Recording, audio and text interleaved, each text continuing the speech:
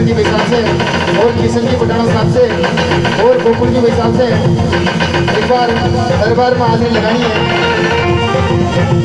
सरवन जी के साथ खड़ा जा रहा हूँ तो मुझे अपा अच्छा पहली बार है यार मुझे स्टेज पर मैंने डांस की जोड़ा तो अटे भी जरूरी होगा। आ रहा हूँ ना आपके साथ तो बिल्कुल आ जाओ आप किसी की आ जाओ शंकर जी के साथ कसम होनी देवगिरी दरबार की।